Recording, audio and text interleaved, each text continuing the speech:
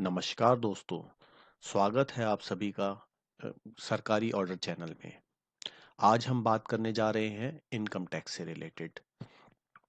Income tax में अगर आप एक छोटी सी भी गलती कर देते हैं, तो उससे एक बहुत बड़ा इफेक्ट पड़ सकता है। ये इसका एक बहुत बड़ा एग्जाम्पल है कि एक तरफ 10 लाख रुपए पे 70,000 के आसपास टैक्स आता है और एक तरफ 10 लाख रुपए पे जीरो टैक्स आता है। तो आज की डेट में सभी जानते हैं कि दो रिजीम है, old regime and new regime. कौन सी चूज करें, कैसे चूज करें? तो इन्हीं सभी सवालों का जवाब के लिए चलते हैं हम अपने कंप्यूटर स्क्रीन पर। यहाँ ये बताना बहुत ज़रूरी है कि जो इनकम टैक्स है उसमें एक एग्जिस्टिंग टैक्स रिजीम है और एक न्यू टैक्स रिजीम है। तो दोनों के स्लैब आपके कंप्यूटर स्क्रीन पे है। 2.5 लाख तक दोनों में कोई टैक्स नहीं है। 2.5 से 5 लाख जो एग्जिस्टिंग टैक्स रिजीम है उसमें 5% है, और न्यू में भी सेम 5% है। 2.5 लाख से 5 लाख रुपए तक। 5 लाख से 10 लाख रुपए तक 20% है एग्जिस्टिंग में, और न्यू में हो जाता है 5 से 7.5 लाख रुपए तक 10%, और 7.5 से 10 लाख रुपए तक 15%। वहीं ओल्ड टैक्स रिजीम में 10 लाख और उससे अबव पे 30% का फ्लैट है। परंतु जो न्यू टैक्स रिजीम है इसमें 10 लाख से 12.5 लाख रुपए तक 75,000 रुपये 20%। 75,000 रुपये अमाउंट है जो पीछे का लगेगा, और 20% टैक्स लैब है। फिर 12 लाख से 15 लाख तक 25%, और 15 लाख से ऊपर पे जाके 30% होता है। तो अगर हम यहाँ पे देखें तो देखने में लगता है कि न्यू टैक्स रिजीम बड़ी बढ़िया है, जिसकी इनकम 7.5 से 10 लाख में है तो उसको 15 देना पड़ेगा, और 10 लाख से 12.5 लाख तक है 20% देना पड़ेगा।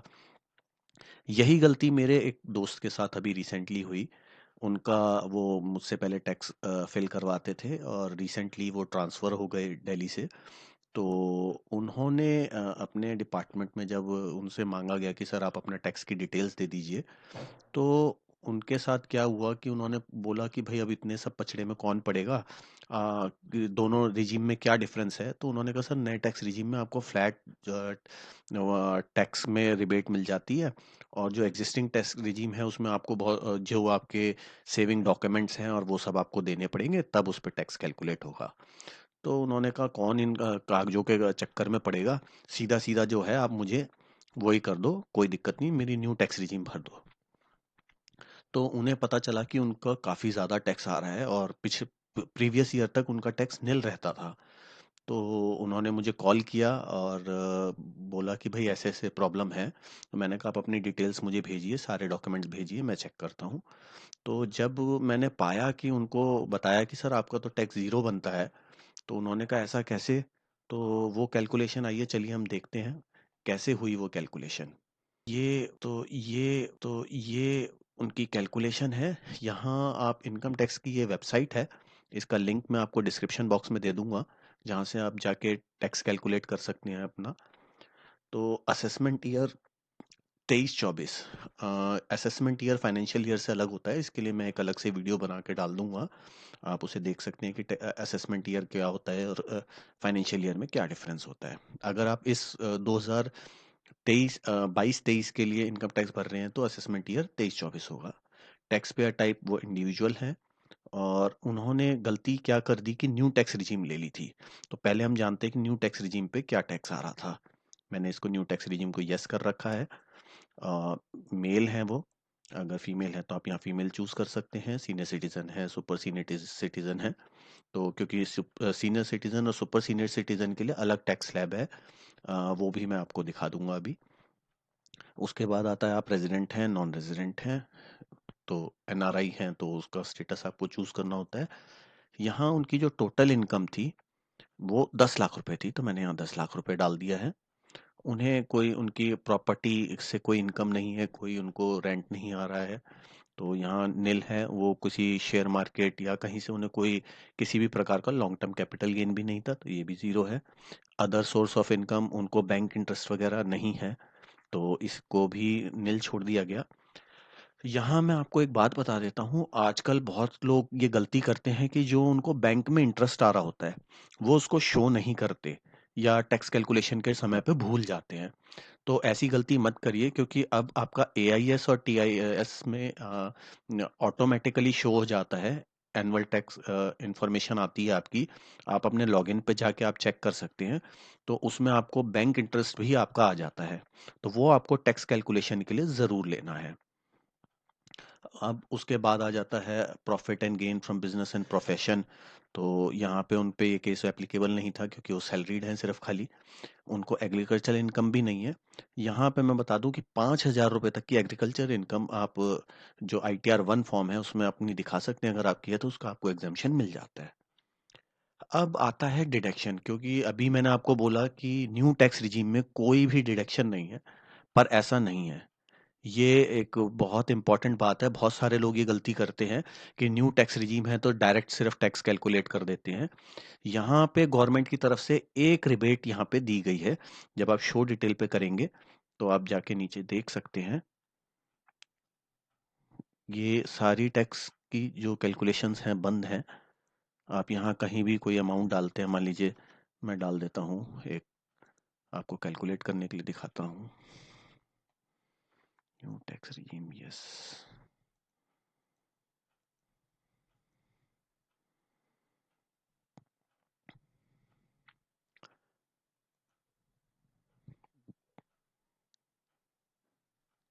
Deductions, show deductions. तो देखिए यहाँ पे सिर्फ इकलौती एक डिडक्शन आ रही है, वो कुछ टेक्निकल ग्लिच था जिसकी वजह से वो सारी डिडक्शंस दिखा रहा था, क्योंकि मैंने शायद फॉर्म पहले से खोला हुआ था स्क्रीन पे, इस वजह से ये प्रॉब्लम आ रही थी।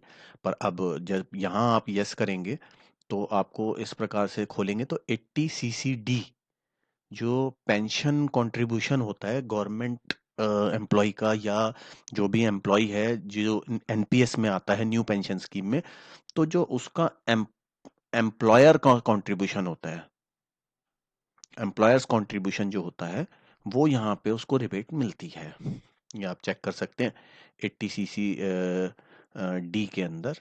तो ये चीज़ आपको बहुत इंपॉर्टेंट है कि जो भी लोग न्यू टैक्स रिजीम में अपना टैक्स कैलकुलेट करा रहे हैं, वो इस चीज़ को बहुत ध्यान रखें कि उनको ये बेनिफिट मिलेगा। यहाँ बहुत सारे लोगों का सवाल हो सकता है कि कोई रिबेट नहीं है, पर ये वाली रिबेट अवेलेबल है 80 CC D एनपीएस में, एम्प्लॉयर कंट्रीब्यूशन। अब हम आगे चलते हैं, देखते हैं कैलकुलेशन किस प्रकार से हुई थी। तो यहाँ पे 10 लाख रुपए पे लाइबिलिटी आ रही है 75,000 रुपए की, और long term short term capital gain कुछ भी नहीं है, तो 000, तो उनको 75,000 रुपए टैक्स आया। 87A की कोई रिलीफ नहीं मिला यहाँ पे उन्हें, और जो भी आपका टैक्स होता है उस पर 4% सेस लगता है, हेल्थ एंड एजुकेशन सेस, तो वो लग के इनका टैक्स बन गया 78,000। अब देखिए, ये जो 78,000 है, अगर उन्होंने अपनी सारी सेविंग्स दी होती, अपने डिपार्टमेंट को बताई होती कि क्या क्या सेविंग्स हैं उनके पास, तो बहुत टैक्स उनका जीरो पड़ रहा था। तो चलिए चलते हैं हम अब उस कैलकुलेशन के ऊपर। यहाँ यहाँ मैंने सेम वही असेसमेंट ईयर 23-24 लिया, टैक्स पेयर इंडिविजुअल है। यहाँ पे ये जो न्यू रिजीम का है सेक्शन 115BAC, इसको हमने नो कर दिया। ये ऑप्ट करने की ऑप्शन देता है, अगर आप इसे नो कर देते हैं तो ओल्ड रिजीम होती है, अगर आप यस कर देते हैं तो न्यू रिजीम हो जाती है।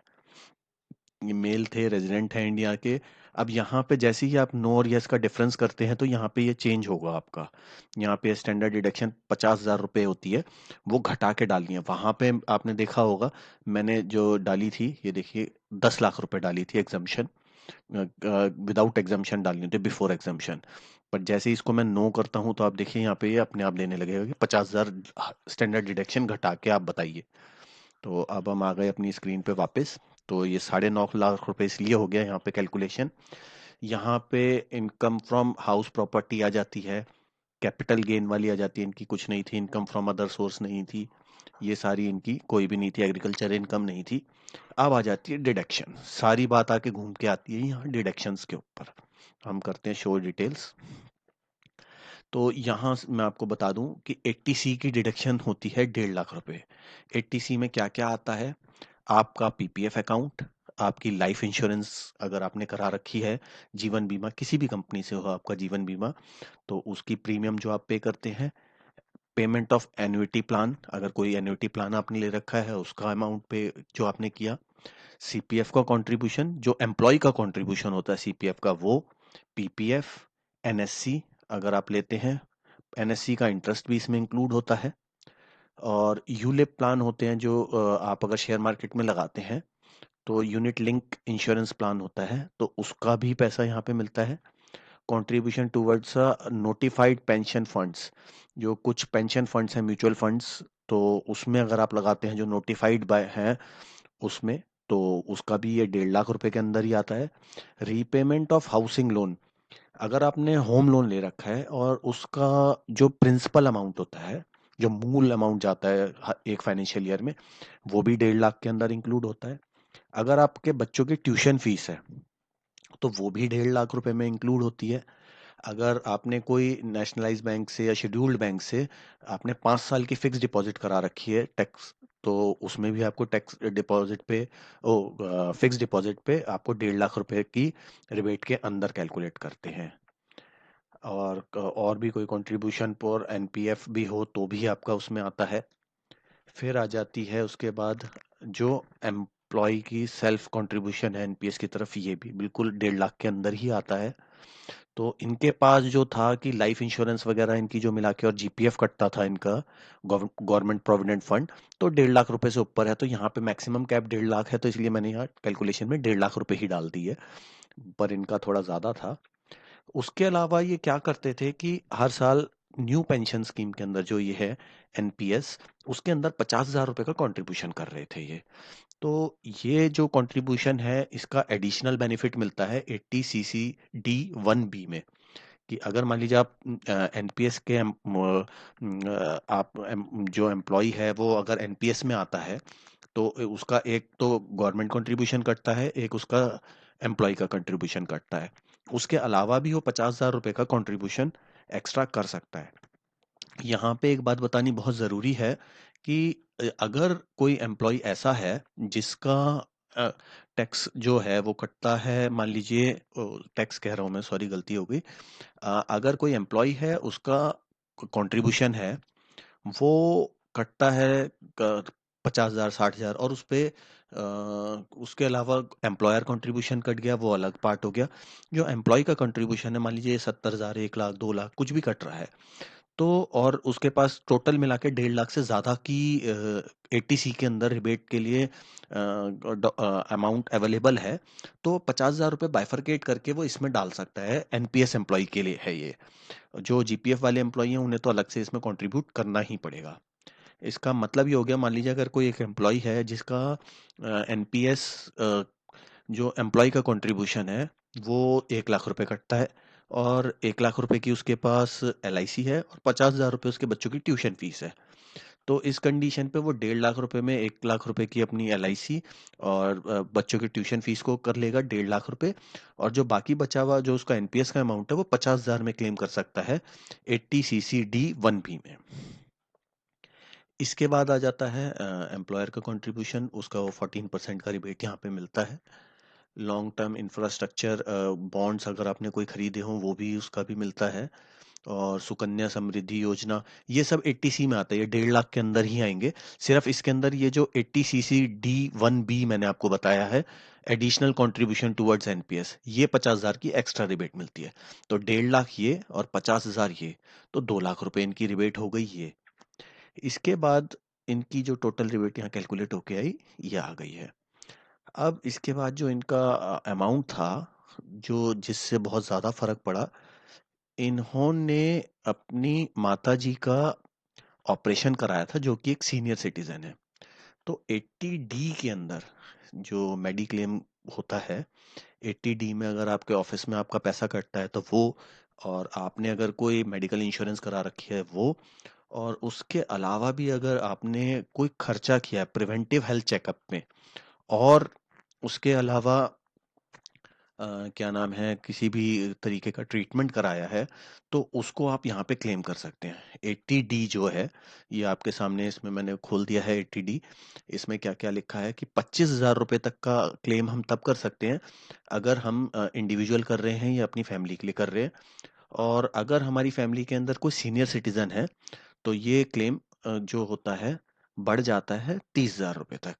इसमें 5,000 रुपये तक का प्रिवेंटिव हेल्थ चेकअप में आता है, और पूरी डिटेल के लिए आप इसे पढ़ सकते हैं, लिंक मैं नीचे शेयर कर दूंगा, आप वहाँ जाके इसे पढ़ सकते हैं। इसके बाद यहाँ पे और भी बहुत सारे क्लॉजेज हैं जो मैं बाद में एक अलग से वीडियो बना के इसमें डाल दूंगा। जैसे अगर कोई एक्यूट पेमेंट होती है मेडिकल ट्रीटमेंट की, किसी के घर में कोई मेजर क्रिटिकल इलनेस वाला पेशेंट होता है, कौन कौन सी वो इलनेस होती हैं उसके बारे में मैं अलग से डाल दूंगा। 80G की डोनेशंस पे किस तरीके से होता है उसके लिए मैं एक अलग वीडियो बना दूंगा, वरना ये वीडियो बहुत लंबा हो जाएगा। और इसके अलावा 80U की होती है पर्सन विद डिसेबिलिटी, और किसी ने हाउसिंग में इन्वेस्ट किया है 80E। अगर आप अपने किसी बच्चे के लिए हायर एजुकेशन लोन लेते हैं तो उस पे भी आपको टैक्स में रिबेट मिलती है। पर लोग इन चीज़ों के बारे में अनअवेयर होते हैं तो कई बार वो इसको टैक्स कैलकुलेशन में नहीं लेते हैं। तो अगर आप 80U है, पर्सन विद सिंगल डिसेबिलिटी, उसको 75,000 मिलता है यहाँ टिक करेंगे तो। और person with several disability 1 lakh 1.25 lakh रुपए हो जाता है। तो 80TTA होता है बैंक इंटरेस्ट, जो मैंने आपको पहले बताया था कि बैंक इंटरेस्ट जरूर आप वहाँ पे लिखें और बताएं। तो जो नॉन सीनियर सिटीजन्स हैं उनके लिए यहाँ पे 10,000 रुपए की रिबेट मिलती है। 80TTA में आप जो आपको अगर इंटरेस्ट आया है तो 10,000 रुपए तक का इंटरेस्ट आप यहाँ पे क्लेम कर सकते हैं। तो अल्टीमेटली उसका जो इफेक्ट है वो जीरो हो जाएगा, पर आपको वो दिखाना बहुत ज़रूरी है। अब इस प्रकार से हम करते करते एक इनका क्लेम और था, जो था इनका हाउसिंग लोन। तो इन्होंने एक हाउसिंग लोन भी ले रखा था, वो मैं डालना यहाँ पे रह गया है, पेमेंट टुवर्ड्स हाउसिंग लोन।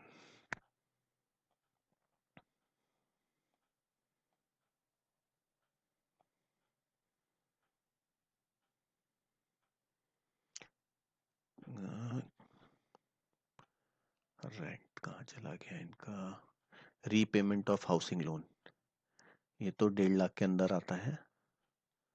इसमें उनका लगभग 35,000 रुपये के आसपास था प्रिंसिपल अमाउंट। देखिए अब मैं प्रिंसिपल अमाउंट डालता हूँ, इसमें कोई इफेक्ट नहीं आया। मैं इसको हटा के दिखाता हूँ आपको, इस पर कोई इफेक्ट नहीं आया। तो यहाँ हम डाल देते हैं, फिर भी क्योंकि हम प्रिंसिपल और इंटरेस्ट दोनों दिखा रहे हैं, अगर आपका उससे कोई इफेक्ट नहीं आ रहा तो इसका ये मतलब नहीं है कि आप उसे नहीं दिखाएंगे, आप उसे दिखाइए जरूर, क्योंकि वो कैलकुलेशन में आना बहुत ज़रूरी होता है। यहाँ मैं आपको बता दूं कि इनकम टैक्स अगर आपके ऑफिस में कटता है तो इसका ये मतलब नहीं है कि आपको इनकम टैक्स फाइल करना जरूरी नहीं है क्योंकि आपका टैक्स कट गया। आपको इनकम टैक्स जो है इनकम टैक्स की साइट पे जाके भरना बहुत इंपॉर्टेंट है। जब तक आप वो नहीं भरते हैं तो आपका इनकम टैक्स भले ही आपका ऑफिस काट रहा हो, उसको कैलकुलेट नहीं किया जाएगा। यहाँ आता है देखिए, interest on the loan taken for residence house 80EE1। तो यहाँ पे इनकी जो अमाउंट था वो था 78,000 समथिंग था। मैं फिलहाल मोटा मोटा एक रॉ फिगर डाल रहा हूँ, बट यहाँ पे आप अपने एग्जैक्ट अमाउंट डालिए जो भी कैलकुलेशन करके आता है।